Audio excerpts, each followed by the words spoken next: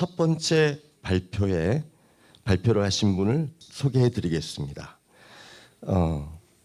박혜운 교무님입니다. 박수로 환영해 주시기 바랍니다. 네, 반갑습니다. 네, 저 편안한 마음으로 하겠습니다. 제가 오늘 말씀드릴 주제는 이겁니다. 종교연합기구 창설 제안의 의의를 다시 보자, 이런 내용입니다. 지금 여기 계신 저희 총장님을 비롯한 저희 선배님들께서는 저보다 종교연합 운동에 대한 내용들을 너무나 잘 알고 계십니다. 그리고 여러분 이번에 불러보신 이론해상 참가, 대산종사 참가의 우리 학생들은 노래 가사말에 종교연합 깃발 아래 이렇게 시작을 하죠. 그래서 여러분도 많이 익숙하신 내용일 겁니다. 그런데 이 내용을 조금 더 지금 다시 한번 바라보고자 합니다. 왜 종교연합에 대한 내용을 다시 살펴보게 되는가? 여러분도 다 아시다시피 저희는 촛불혁명이라고 하죠. 그 이후에 미투운동, 이제 권력과 유계의 질서, 유계에 따른 성폭력이나 성억압에 대한 내용들을 스스로 신고하고 또 함께 동참해가는 그러한 운동인데요.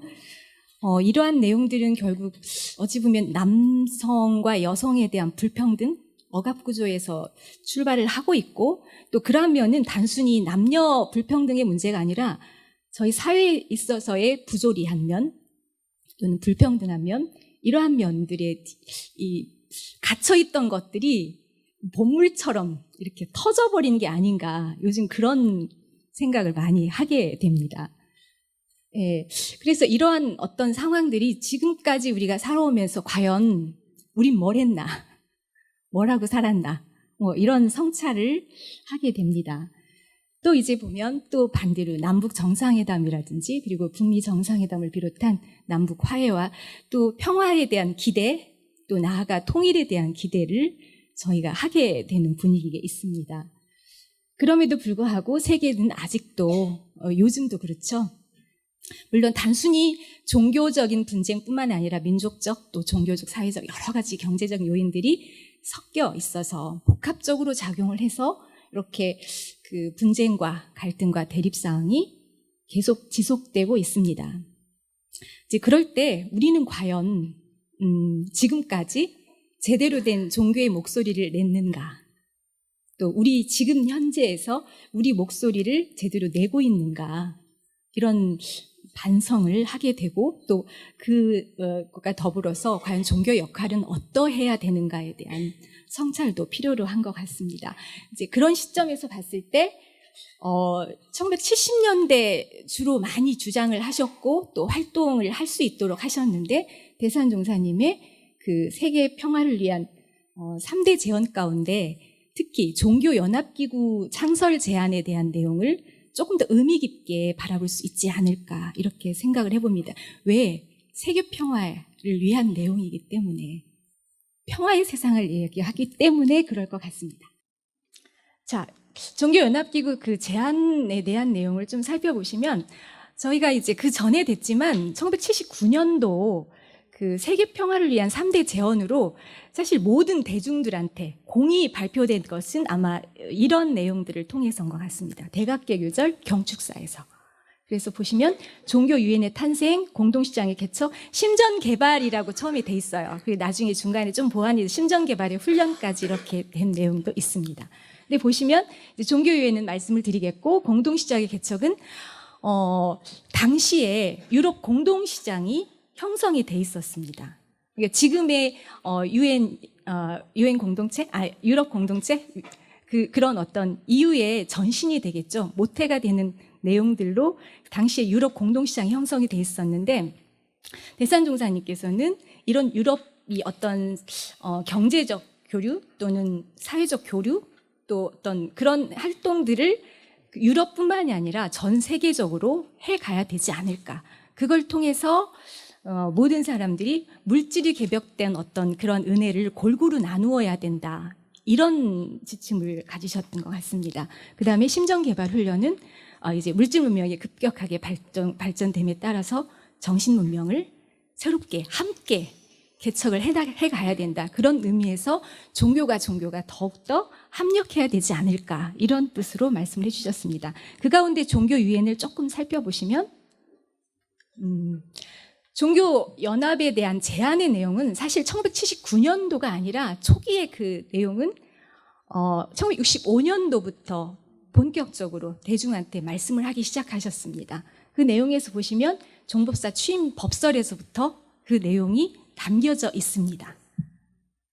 그리고 이제 1966년도에 종교계의 융화라고 하는 내용으로 종교와 종교가 대동화합해서 함께 융화해 가야 된다라고 하는 내용을 이렇게 말씀해 주셨고요. 그 다음에 그 정신적 유엔기구, 그러니까 종교 연합 유활에 대한 내용은 구체적으로는 1970년도 일본에서 제1회 열린 일본 교토에서 열린 세계 종교인 평화회의에서 처음 말씀을 하셨습니다. 그리고 1981년도 아시아 종교자 평화회의 때는 구체적으로 세계종교연합 설립 취지문과 더불어서 세계종교연합 설립 선언문을 이렇게 발표를 하고 계십니다. 그 내용에 보면 이제 국제적인 종교연합기구가 필요하다는 그런 내용들이 담겨져 있습니다. 사실 유인물이 있었으면 좀 더 자세히 보실 수 있었을 텐데 그 이후에 이러한 계기를 삼아서 1970년대 또 80년대에 지속적으로 제안을 하시고 또 교단적으로 원불교 교단 내에서 대단히 WCRP라든지 여러 가지 그 세계 종교 그 협력 기구에 대해서 적극적으로 참여를 하기도 하고 또 교단적으로도 대단히 그 1992년도죠. 뉴욕의 UR 교당을 이렇게 세우기도 하고 하는 적극적인 활동들을 해나가게 됩니다. 그런데 당시에 이제 종교 연합 운동이라고 하지만 그 배경에 세계적으로 앞에서 기조 강연에서 말씀을 해주셨지만 세계적으로 이런 흐름들은 있었어요. 그래서 대충 이렇게 정리를 해보면 이렇게 처음 출발은 1893년도 아까 말씀해 주셨는데 시카고 세계 종교 의회로부터 비롯이 되고요.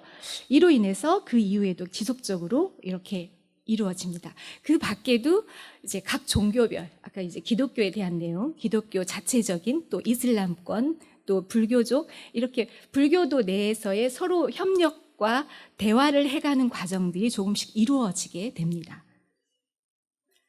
그런데 저희가 이제 보면, 한국에서의 내용들을 조금 더 살펴볼 수 있겠죠. 제가 어쩔 수 없이 한국적 상황에 제가 많이 갇힌 표현들을 할 수밖에 없습니다. 한국의 종교연합 활동을 보시면, 이렇게, 원래 이제 한국의 종교연합은 언제부터 이루어졌는가 하면 사실 삼국시대로부터라고 해요. 우리나라 종교는 유불도 3교, 기존의 토착 종교와 더불어서 함께 조화하고 융해하는 과정을 통해 그 나라가 어떤 나라로 바뀌어지더라도 종교가 종교 간에 서로 영향을 주고받으면서 융화하는 과정들이 끊임없이 이루어졌다라고 봐요. 그런데 이제 구체적으로 연합했던 내용들을 조금은 이제 구체화된 것은 1919년 3.1운동 때.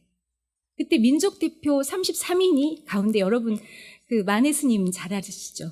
만해 한용운 스님 같은 경우 잘 아시는데 그분을 비롯해서 거기 모이신 33인이 종교인들이에요. 기독교, 천도교, 불교 이렇게 주요하게 이루어져 있습니다. 그 모든 분들이 그래서 종교연합의 활동의 가장 첫 모임을 꼽으라면 사실 이 모임을 꼽습니다. 그리고 1965년도에 6대 종단 지도자들이 이때는 공동과제에 대해서 세미나를 했었어요. 이렇게 발표를 통해서 이렇게 모이기만 하면 안 되겠다라고 해서 그걸 계기로 해서 66년도에 한국종교인협의회라고 하는 것들이 이루어집니다. 그리고 이때 제가 알기로는 되게 이제 대산종사님께서 말씀하신 것도 있으셔서 원불교에 대단히 적극적으로 참여를 하고 할 수 있도록 동력이 됐다라고 생각이 됩니다. 그리고 조금은 그 중간에 70년대에 약간 그 활발하게 이루어지지는 않았던 것 같아요.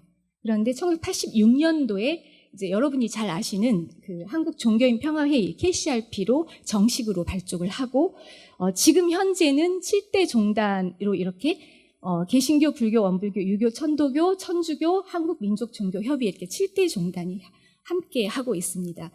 근데 이제 종교연합을 이렇게 대산 종사님께서 주장하시게 된 이론적 배경을 한번 간단하게 살펴보면, 대산 종사님께 1971년 원불교 반백년 기념대회 시 하신, 여러분 다 아실 거예요. 많은 분들이. 진리는 하나. 예, 진리는 하나, 세계도 하나, 인류는 한 가족, 세상은 한 일터, 개척하자 이런 세계. 예, 대산 종사님의 대표적인 개송과 같은 내용이죠. 개송이라고도 할 수가 있는데 이 내용이 아마 종교연합을 말씀하시고 구상하시고 말씀하신 그 배경이 됐다라고 볼 수 있고요. 그런데 대산 종사의 그 배경은 사실 원불교의 초대 소태산 대종사님, 교조이신 대종사님과 그리고 정산 종사님의 사상의 바탕을 또 하고 있습니다. 그분을 계승을 하고 있습니다. 그래서 보시면 소태산 대종사님께서 처음 깨달음을 이루신 후에 이 내용은 조금 어렵으니까 예, 만유가 한 체성이며 만법이 한 근원이라고 했거든요. 그러니까 만법이 한 근원이라고 하는 그 내용을 보셔도 그렇고 또 교법의 총설에서 세계의 모든 종교는 근본이 본래 하나라고 말씀하셨거든요. 이제 그런 내용 또 대종경의 여러 법문들을 통해서 보면 결국은 그 하나의 진리, 결국 일원이라고 하는 것은 하나의 진리다 이렇게 생각하시면 될 것 같고, 그 다음에 정산종사님 이어서 삼동윤리 다 아시는 조금 동원돌이, 동기연계, 동척사업 한번 보시면 되겠고, 그 내용을 이제 한국어로 쉽게 말씀하시면 한우란 한이치에 한 집안 한 권속이 한 일터 한 일꾼으로 이런 세계 건설하자 같은 내용이죠. 그래서 이러한 취지를 이어서 계승해서 대산종사께서 그 종교연합을 주장을 하셨다, 제창하셨다 이렇게 보면 되겠습니다. 자, 그러면은 이제 종교연합에 대한 내용 배경들을 알아봤는데 이런 배경을 중심으로 해서 지금 우리도 함께 조금 더 생각해보고 또 좀 함께 논의를 해갈 수 있는 부분들이 어떤 게 있을까 하는 몇 가지 의제를 뽑아봤습니다. 첫 번째는 종교연합의 의미를 한번 다시 생각해 볼 필요가 있다는 것입니다. 보통 우리가 생각하면 종교연합의 종교라고 할 때 지금도 이제 KCRP 같은 경우 7대 종단이 활동을 한다고 하는 것은 저희 보면 이때의 종교가 과연 무엇일까 보면 제도나 조직과 관계없이 살아있는 어떤 신앙층으로 폭력해서게 되지 않을까. 지금은 의식화되고 제도화된 어떤 조직화된 그러한 어떤 종교적 개념으로 받아들이고 활동을 하고 있는데 지금 현재 사회에서 영성단체나 종교적인 정신적인 활동들, 종교적인 것 아니래도 정신적인 또는 영성적인 활동들을 하는 단체들 대단히 많습니다. 이제 그런 어떤 폭넓은 개념에서의 종교를 수용해야 되지 않을까라고 하는 관점이고요. 그 다음에 이제 여기 보시면 이제 그래서 기성의 조직화 제도화된 기성 종단만이 아닌 그런 어떤 모든 정신활동, 그러한 활동에 관련 맺고 있는 개인이나 집단을 포괄하는 폭넓은 의미로서의 종교를 우리가 좀 이해하면 어떨까라고 하는 생각입니다. 그 다음에 이제 종교 연합이라고 하는 것은 저희가 이제 물론 협력운동도 하고 있고 여러 가지 하고 있지만 연합이라고 하는 의미는 조금 더 강한 유대감과 연대감 또는 결속력을 가지고 있는 단어라고 이해할 수 있지 않을까. 그런데 또 여기서 보시면 기구라고 하는 것을 저희가 언급을 안 했는데 연합기구라고 하셨는데 기구라고 하는 단어를 어떻게 이해할까. 이제 정신적 종교적 유엔 기구라고 하는 게 정신적 유엔과 더불어서 종교적 UR 기구라고도 설명할 수 있지만 그 기구를 어떤 정치적인 또는 행정적인 의미에서의 기구라고 하는 의미보다 저는 하나의 시스템적으로 이해를 하는 게 어떨까라는 생각을 해봤어요.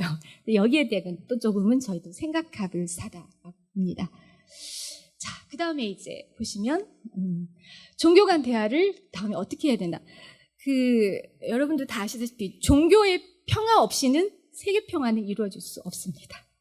그렇죠? 그리고 종교의 평화를 이루기 위해서 가장 먼저 접근해야 될 것은 일단 만나야 되고요. 그리고 말해야 됩니다. 대화를 해야 돼요. 그리고 서로 알아가야 되죠. 깊이 있게. 좀 더 이해하고 알아가는 노력들이 필요한데 그런 노력들을 해가는 데 있어서 과연 우리는 어떻게 조금 더 생각해 봐야 될 거, 제대로 그 종교 간 대화를 이끌어갈 또는 참여할 자세가 제대로 돼 있는가 점검해 봐야 된다는 겁니다. 그래서 보시면 이제 많은 이야기들이 있지만 베타주의적인 것들은 내 종교 최고.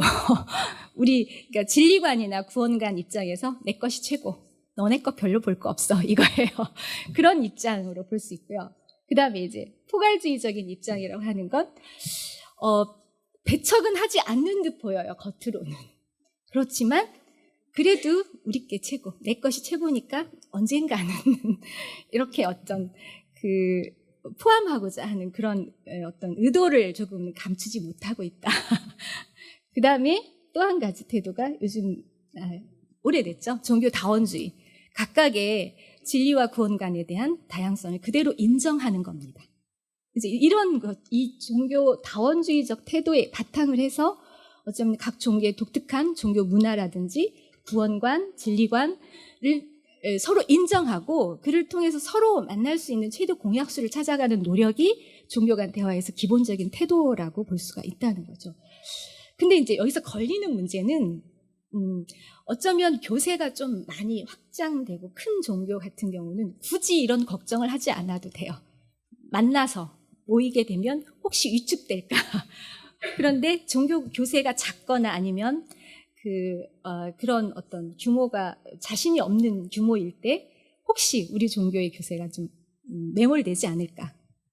우리 의견이 받아들여지지 않을까? 혹시 또 이런 걸 통해서 오히려 우리 교세 확장에 영향을 받지 않을까 하는 그런 요소도 분명히 있다는 거예요. 그런 걱정들을 사실 하고 있기도 하고 이러면 염두 있어요. 사실 종교 간 대화에 참여를 하면서도 우리 종교, 나의 종교 이걸 생각을 하고 있다는 거죠. 이제 그런 부분에 대한 내용들이 좀 정리돼야 된다. 자, 그 다음에 이제 종교와 정치에 대한 건 대단히 예민한데 소태산 대종사님께서 이제 말씀하시기를 엄부자모라고 하셨죠. 그러니까 엄격한 아버지를 정치라고 하고 자애로운 어머니 종교라고 말씀을 하셨는데 그에 이어서 이제 정산종사님 정교동신 정치와 종교가 무엇을 위해서 어쩌면 평화 세계를 위한 세계 평화를 위한 평화로운 세상을 위한 그러한 마음에서 같은 마음이라 이거죠. 그런 의미의 정교동심을 대산종사님도 강조를 하고 있습니다. 근데 종교와 정치는 대단히 애매해요. 어렵기도 하고. 그래서 이걸 단적으로 얘기하면 상호 보완의 관계이기도 하고 때로는 상호 견제의 역할을 하기도 합니다. 저희가 그 역사 속에서 많이 접해왔던 내용들이라고 볼 수 있고요. 근데 이제 이런 경우에도 때로는 저희 이제 한국 내 현실에서도 보면 개별 종교의 이해관계가 얽혀 있을 때 그 사회적 권력을 가지고 있는 건 어쩌면 정치이기 때문에 이 정치에서 개별 종교의 어떤 한 종교가 이익을 보게 되면 다른 종교는 또 다른 어떤 손해를 본다든지 피해를 볼 수 있는 것도 충분히 작용을 하게 돼 있고 또 어떤 면에서는 정치 권력과 그 한 특정 종교가 결탁을 하거나 밀착되게 되면 또 거기에 따른 사회적 문제가 크게 발생을 하기도 하고 하는 부분들이 지금 현재도 사실 저희가 함께 우려해야 되는 부분이라고 생각을 하고요. 자, 그 다음에 하나가 이제 평등사회 정신개벽 사회지향인데 제가 생각했을 때 과연 그렇다면 종교 간 대화나 또는 좀 나아가서 종교 협력운동 또 나아가서 종교 연합을 잘하기 위해서는 어떠한 방향에 서로 공통된 어떤 공통된 한 방향이 필요하지 않을까. 그 방향에서의 힌트는 바로 세계평화 3대 지원관이 나머지 두 조목이 가리키고 있다라고 보는 거죠. 그래서 보시면 신정개발훈련은 다 아시다시피 인류 삶에 대한 어떤 근원적인 성찰은 어쩌면은 물론 철학도 있겠지만 그의 전반적인 부분에 있어서 종교가 차지하는 부분 이러한 내용에 있어서 지금 현대인들 인간의 삶에 있어서 물론 물질적으로 풍요로워졌지만 그에 합당한 우리 마음이 정말 풍요로운가에 대한 것들은 늘 반조돼야 될 부분인데 그런 부분에 대한 게 종교와 종교가 서로 공동 책임을 져야 되지 않을까. 그리고 함께 해나가야 된다고 하는 내용인데 이런 부분에 대한 게 내 종교 거는 괜찮고 다른 종교 거는 좀 안 돼. 뭐 이런 식의 그런 접근은 좀 안 되지 않을까. 그래서 크게 보면 정신개벽된 삶 이것을 지향을 하고 있다. 그리고 또 한 가지 이제 공동시장의 개척입니다. 아까 앞에서도 말씀드렸듯이 그 공동시장이라고 하는 것은 어쩌 보면 유럽 지역에서 시작을 한 것이고 목표를 향해서 가고 있는 과정이라고 볼 수 있지만 이것은 어찌 보면 물질 문명의 혜택, 어떤 상호 경제 교류를 통해서 물질 문명의 혜택을 모든 인류가 함께 가져가자고 하는 것이 기본 취지라고 생각을 합니다.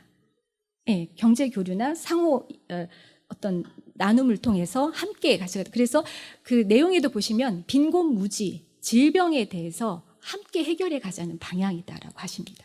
그리고 사회 전반을 보시면 물론 이제 여러 가지 불평등 요소의 여러 가지 요인이 있겠지만 가장 두드러진 불평등의 관계를 보여줄 수 있는 건 어쩌면 경제적인 내용들이 가장 크다. 그런데 이것은 공동시장 개척이라고 하는 것은 경제적인 내용을 모티브로 한 결국은 모든 이 사회에 저희로 얘기하면 사유를 통한 평등사회의 구현의 방향을 제시하고 계신 거다라고 봐요.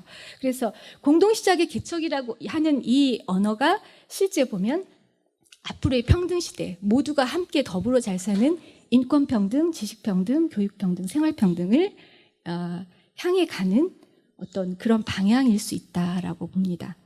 그래서 이런 정도로 정리를 했습니다. 네, 저는 이제 이걸 다시 살펴보면서 느끼는 게 이제 여러 가지 감상이 들었지만 한 가지를 얘기하면 어떤 자기의 종교적 신념을 확인해가고 또 신념을 좀 더 굳건하게 해가는 방법이 결코 종교 연합 활동과 분리되지 않는다는 것. 그 활동을 통해서 오히려 자기 신념이 좀 더 굳건해질 수 있다. 또 한 가지 어떤 종교 자체적으로 작은 종교, 큰 종교, 뭐 교세에 따라서 얘기할 수 있지만 어떤 종교든 그 교화를 우리 특히 원불교 입장에서는 제대로 교화해 가는 것, 그 방법과 종교 연합 운동이나 활동들 또는 기부 설치 이런 내용들이 결코 분리되지 않고 있다. 또 그리고 우리 모두가 함께 가는 세계평을 위한 가는 방향에서 종교 연합과 그리고 나의 삶은 결코 분리될 수 없는 것이다라고 하는 그런 생각을 해봤습니다. 네, 이상 발표 여기까지 하겠습니다.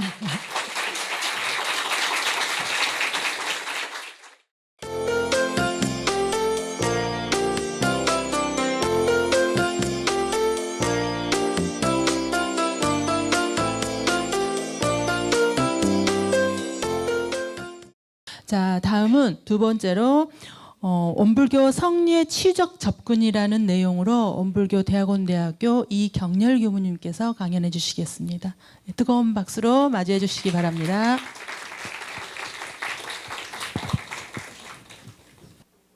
오늘 이 시간을 통해서 여기 계신 모든 분들이 좀 더 자유로워지시고 또 평화로워지시고 또 행복하시기를 마음으로 염원해 봅니다. 제가 오늘 발표할 주제는 원불교 성리의 치유적 접근입니다. 심리치료 중에 수용 전념 치유가 있는데요. 액트라고 합니다. 이 내용을 기반으로 말씀을 드리고자 합니다. 원불교 성리의 치유적 접근인데요. 제가 이 내용을 관심을 갖게 된 동기는 이제 원불교가 이 시대가 많이 변하고 되고 있죠. 그래서 교법의 생활화 또 시대와 대중화 측면에서 다양한 학문과 융합하고 또 동양과 서양의 사상의 통합 활용해서 발전적인 제3의 그런 부분들이 지평을 열 필요가 있지 않나 하는 점과 그리고 지금 이 시대에는 굉장히 인지가 발달이 됐습니다. 옆 사람 한번 보세요. 인지가 발달됐죠.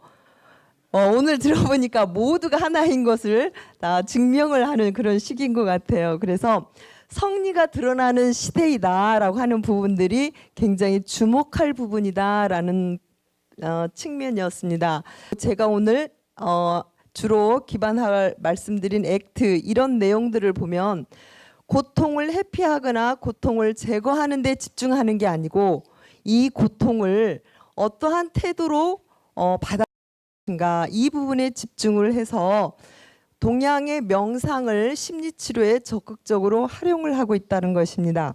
그래서 많은 사람의 마음에 문제가 있는데 이 문제를 통제하거나 제거하는 게 아니라 어떻게 하면 있는 그대로 수용하고 알아차려서 각자 내면의 관점을 변화시킬 것인가 하는 부분이 그 특징이라고 볼 수 있겠습니다. 그래서 이 명상치유는 인간의 분별 의식에 의해서 어떻게 치유하는 게 아니고 무분별 상태의 본성, 무의식의 인간의 가장 본성적인 측면에서 인간에 대한 온전한 치유, 이 부분에 관심을 갖고 있다는 것이죠. 그리고 미래의 심리치료 경향을 예측한 많은 학자들이 이렇게 이야기를 하고 있습니다. 반야의 기제가 되는 명상, 반야. 우리 엄불교에서 중요하게 또 불교에서 중요하게 다루는 핵심이죠. 반야.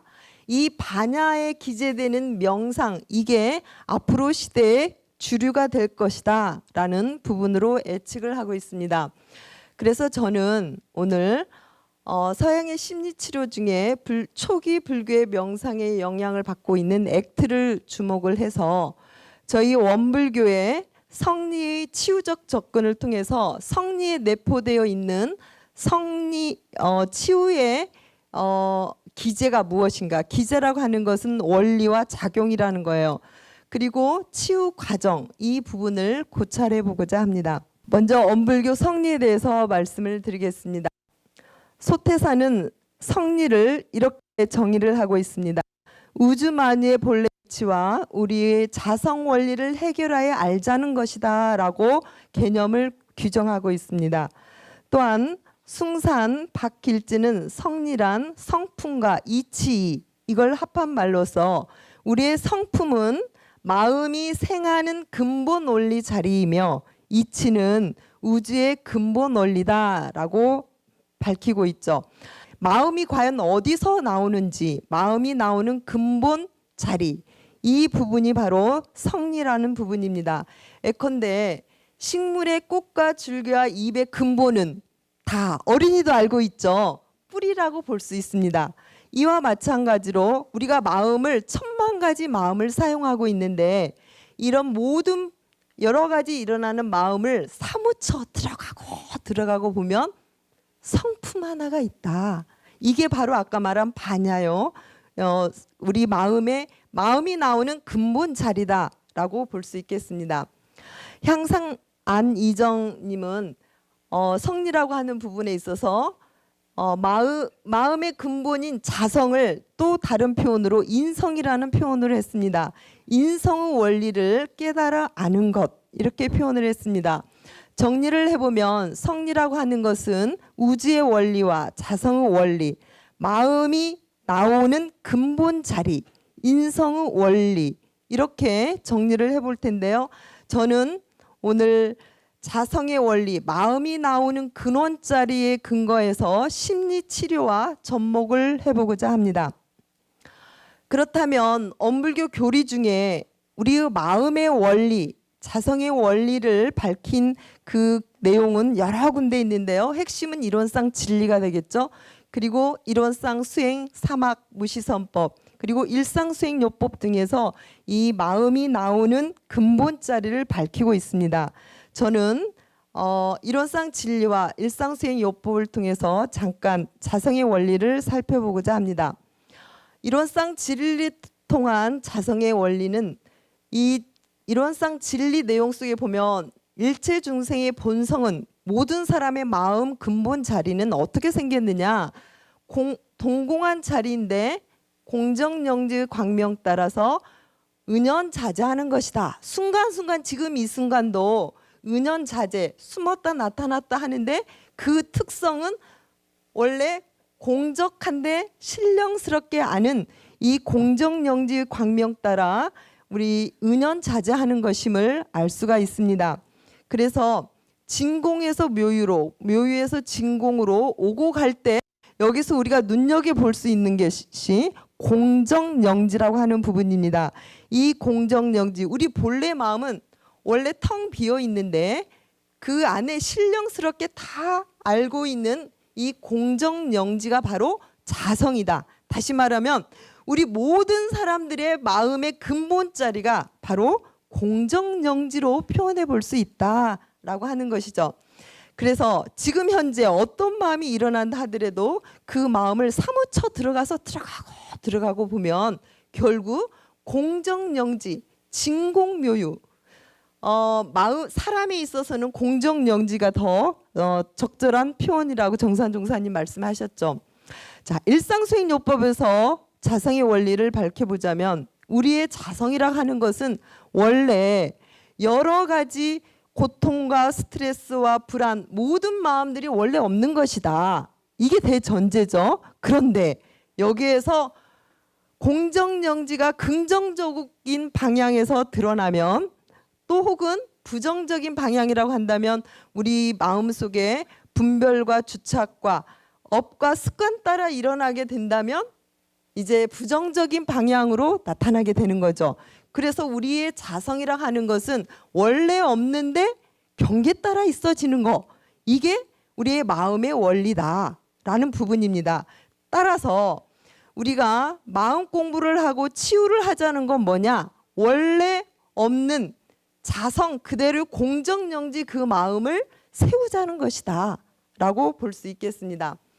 그렇다면 소태산께서는 이 공정영지의 마음을 발현시키는 과정에서 성립 공부를 어떻게 제자들에게 교육을 시켰을까 하는 부분입니다. 열애성과 조사선을 묻고 그리고 의리적인 문답을 하신 후에 그리고 양성과 솔성을 묻고 견성을 인가를 하셨습니다. 소태산을 바로 이은 정산종사께서도 견성 5단계를 말씀을 하셨습니다. 따라서 소태산이 성립 공부를 제자에게 시킨 내용이나 정산종사가 바로 이어서 견성 5단계를 말씀하신 내용에는 굉장히 유사한 점이 있습니다. 이 내용은 뒤에 다시 한번 말씀을 드리겠습니다. 원불교 성리의 활용입니다. 자, 원불교 성리에서 없는 자리를 활용한 내용에서는 번뇌망상과 제업을 소멸하는 그런 공부고, 두 번째 성리 있는 자령을 활용한 내용에서는 그일그일에서 3대력을 얻으며 사은에 보은하여 회복을 장만한다라는 부분인데, 아까 조금 전에 발표한 없는 자리를 통해서는 마인드풀리스 통해서 아까 자비 명상을 이야기했는데요. 성리 있는 자리, 마음이 작용할 때는 보은, 또 우리가 은혜를 베푼다라는 그런 부분으로 본다면 우리의 성리 활용 속에서는 이 자비 명상과 마인드풀리스 두 가지 부분이 5단계 내용에 다 스며들어 있다라고 볼 수 있겠습니다. 다음은 액트 수용 전념 치료를 잠깐 말씀을 드려보겠습니다. 생각이나 감정과 같은 사적 경험의 내용을 바꾸기보단 어떤 고통과 스트레스를 제거하고 통제하고 이런 것이 아니라 관계를 변화시키는 데 역점을 두고 있습니다. 예컨대 경험의 수용이라는, 수용 전념이죠. 수용이라는 맥락의 변화를 강조해서 이 내용에 있어서는 불교 혹은 동양 심리학의 알아차림, 마인드풀리스 이 내용을 활용을 하고 있습니다. 그래서 수용 전념 치료에서는 심리적 수용의 촉진을 통해서 생각을 생각으로, 감정을 감정으로 알아차려서 탈중심화, 감정과 생각에 융합되지 않는다는 거예요. 그리고 선택한 행동에 전념하도록 돕는 것이 액트 치료가 되는데요. 이 치료 과정은 6가지가 있습니다. 수용과 인지적 탈융합, 맥락으로서의 자기, 현재에 머무르기, 가치, 행동 전념. 자, 이 내용을 좀 설명을 해드리겠습니다. 액트에서 말하는 6가지 핵심적 치료 전략입니다. 자, 모든 스트레스나 고통을 회피하는 게 아니라, 제거하는 게 아니라 있는 그대로 알아차리고 수용하는 전략을 첫 번째 하는 겁니다. 두 번째로는 모든 생각이나 감정이나 스트레스나 모든 것에 융합되지 않고 자기가 거기에 빨려 들어가지 않고 있는 그대로 관찰해서 그 융합되지 않고 객관적으로 바라보는 인지적 탈융합 전략. 세 번째로는 개념적 자아인데, 개념적인 것은 고착된 자아로부터 열려진 무아의 자아에 대한 자각을 하는 것이고요. 네 번째로는 과거와 미래에 집착하는 게 아니라 지금 현재 온전히 존재하는 것이다. 그리고 자기 가치 결여에서 나는 어떤 일을 하는 게 가치로울까? 가치를 탐색을 한다는 것이죠. 가치를 탐색한 뒤에는 그 행동에 전념하는 것이 이게 바로 6가지 핵심적 치료 전략이라고 볼 수 있습니다. 그래서 수용과 탈융합이 되어지고 가치를 탐색해서 전념 행동을 하게 되면 이것은 치유 모델이 되고, 이 반대가 되면 병리 모델로 볼 수 있습니다. 여기에서 치유 모델 6가지 중에서 핵심적인 내용은 명상, 알아차림이라고 하는 것입니다.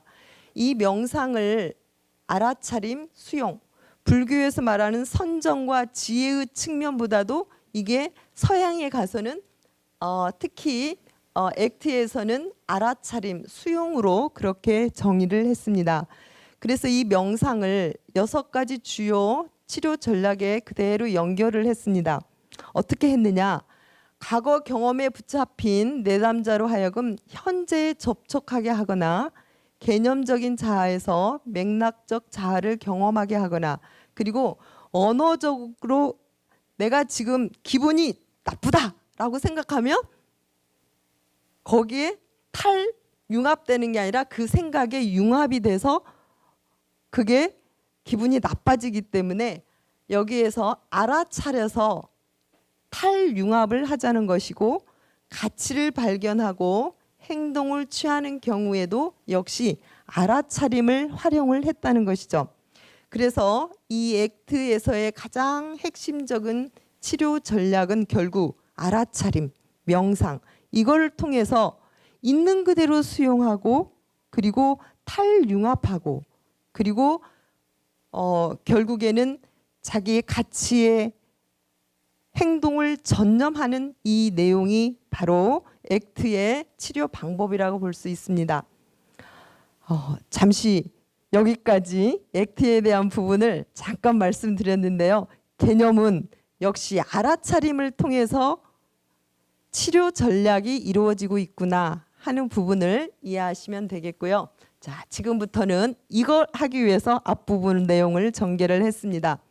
원불교 성리의 치유적 접근입니다. 자, 원불교 성리는 마음이 나오는 근본적인 그 자리가 무엇일까? 그것을 알아서 치유를 한다고 하는 것입니다. 굉장히 진리 그 자체로 치유 부분으로 볼 수 있는데요. 자, 제가 생각할 때는 원불교 성리의 치유 기제는 공정영지로 생각을 해봤습니다. 마인드풀리스, 알아차림, 주의 집중 이런 부분으로 해석을 해보는데요. 이 공정영지라고 하는 것은 우리 모두가 스스로 아는 것으로 우리의 본성에 이미 갖추어진 알무로 본지, 원래 알고 있는 그 신령스러운 그것이 바로 공정영지다. 수심결에 보면 모든 법이 다 공한 곳에 영영하게 아는 것이 매하지 아니하나니 그 공적한 가운데 영지하는 마음이 곧 내 본래 면목이다. 우리 모두의 본래 모습은 우리 본래 마음의 모습은 뭐라고 표현할 수는 없지만 그것을 굳이 표현해 보자니 공적 영지한 마음이다. 텅 비어 있는 그 마음 속에 신령스럽게 드러나는 그 알을 찾아가게 될 때 우리는 치유를 할 수 있다라는 부분입니다.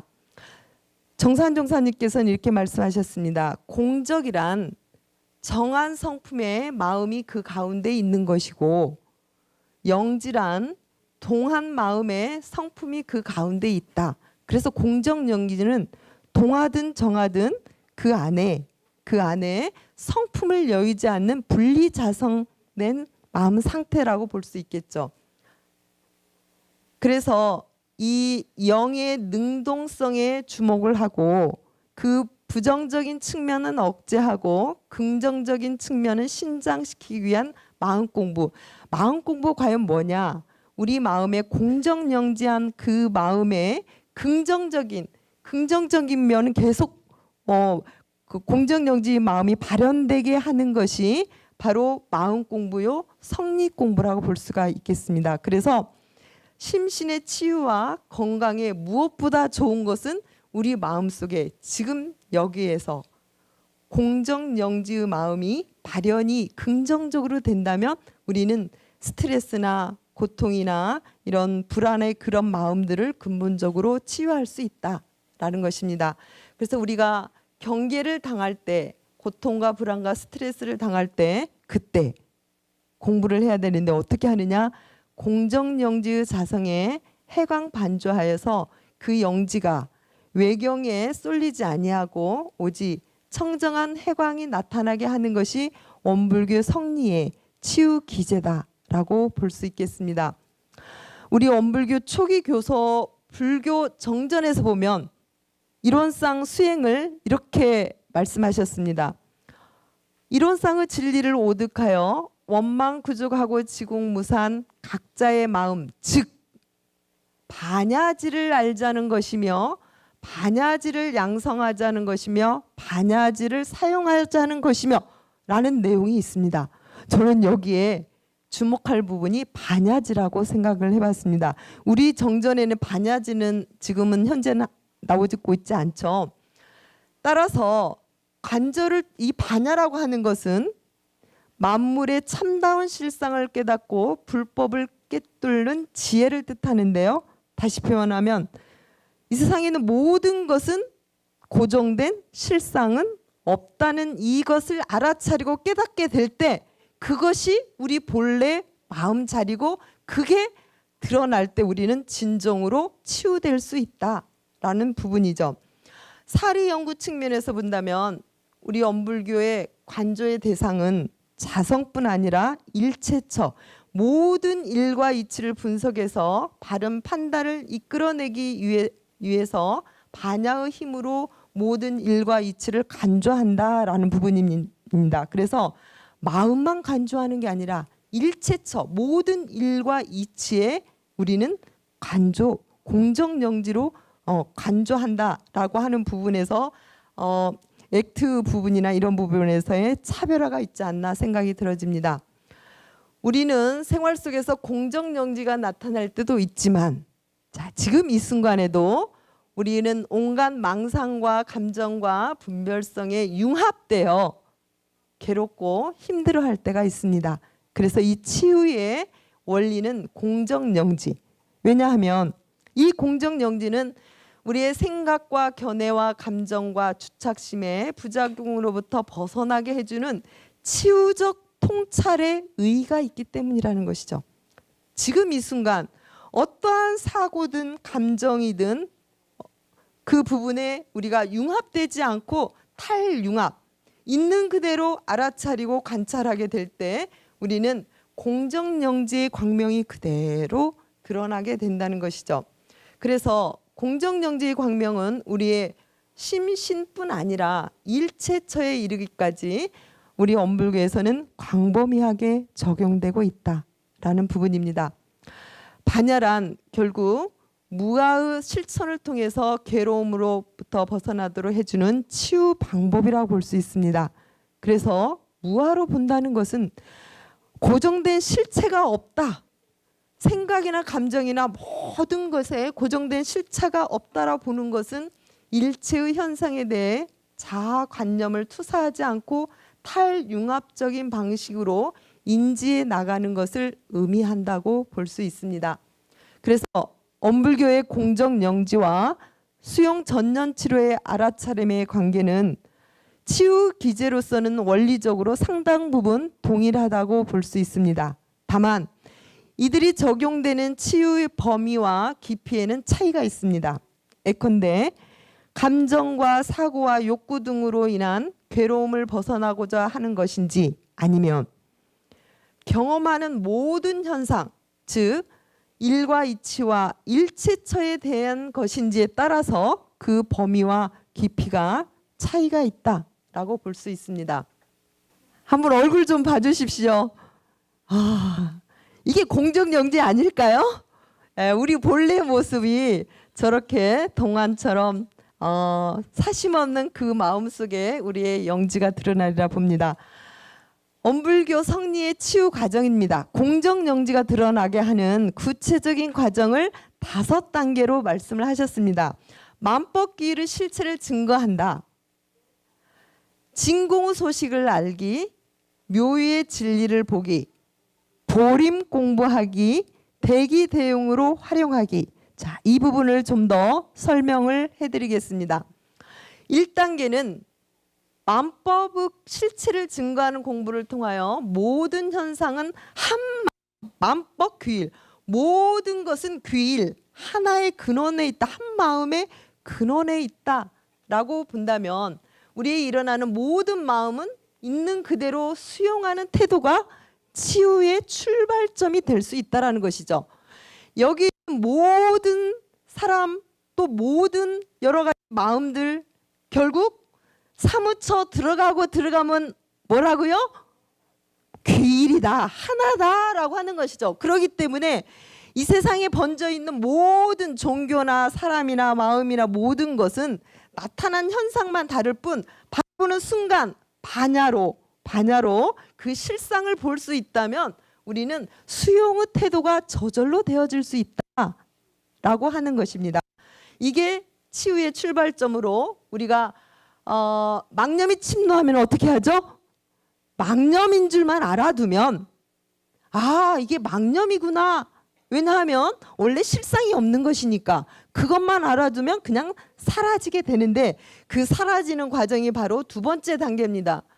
그 한 마음이라고 하는 것은 들어가고 또 들어가고 보면 원래는 억건만은이죠. 진공 그 자리라는 것이죠.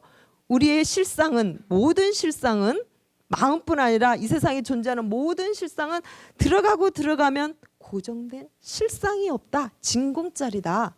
그렇기 때문에 우리는 탈융합, 내 생각과 내 감정과 내 모습과 남자다 여자다 서양인이다 동양이다 모든 그 부분을 융합하지 말고 이렇게 달라붙지 말고 탈융합, 객관적으로 알아차리고 바라보게 될 때 실상 없는 그 자리를 그대로 끌리고 안 끌리는 대중만 잡아가게 되면 그냥 사라지게 되는 것이다. 그래서 3번째 단계는 묘유 진리를 보는 공부입니다. 그래서 어떻게 하자는 거냐? 지금 현재 있는 그대로 현재에 온전히 생각으로 취사하는 그 현재를 그대로 접촉할 수 있다라는 것이죠. 그리고 이 단계까지가 공정영지 부분이 드러나는데 실제 각자 갖고 있는 업과 습관이 있기 때문에 우리는 보림 공부를 해야 한다는 것이죠. 끊임없이 무아의 나를 알아차리는 공부. 그리고 마지막 단계에서는 우리가 대기대용으로 무한한 은혜를 베풀고 사랑을 베풀고 자비를 베풀게 되어질 때 우리는 대기대용으로 우리는 행동이 점령할 일은 뭐냐? 보은하는 일이요, 불공하는 일이요, 사은의 은혜를 베푸는 일이다라고 볼 수 있겠습니다. 그래서 고통이 다가설 때 우리는 어떻게 치유할 것인가? 수용하고 알아차린 후 자신이 소중하게 생각하는 가치를 선택하고 삶의 질을 변화하도록 행동에 전념하는데 자비 행동, 은혜 행동에 전념한다. 이렇게 되어질 때 우리는 여기에서 대기대용 활용이라는 부분은 개인을 위한 치유뿐 아니라 엄불교에서는 이타 정신으로 모두가 다 행복의 길로 낙원으로 길로 가게 하자는 이 부분에 전념하자라는 부분으로 볼 수가 있겠습니다. 엄불교 견성 5단계와 액트 6과정의 관계는 치유적 측면에서는 상당히 유사한 부분이 발견이 됐습니다. 하지만 견성 5단계는 깨달음의 중요한 수행 과정인과 동시에 견성, 양성, 솔성을 아울러서 성리적인 삶을 일상생활에서 심화시켜 구현하는 깊고 넓은 그런 공부이고, 개인적 치유뿐 아니라 사회적인 치유까지 지향하고 있다. 이런 부분의 차이점을 이야기하고자 합니다. 나가는 말입니다. 지금은 인지가 발달되고 변화하는 시대입니다. 이런 시대에 우리는 우리 교법도 새로운 치유 방법과 많이 융합하고 통합해서 새로운 발전적인 그런 방향으로 나갈 필요가 있다 생각이 들어졌습니다. 엄불교 성리의 치유 기제는 공정영지이고 엄불교 성리의 치유 과정은 견성 5단계로 밝혀봤습니다. 본 논문은 현대인들의 고통을 치유하는 방법으로 엄불교 소태산이 밝힌 성리를 통해서 치유의 기제와 치유 과정을 제시를 했습니다. 많은 분들이 우리 엄불교 교법을 바탕해서 치유 길이 열려가지고 고통에서 낙원으로 인도되시기를 간절히 염원드리면서 마치겠습니다. 감사합니다.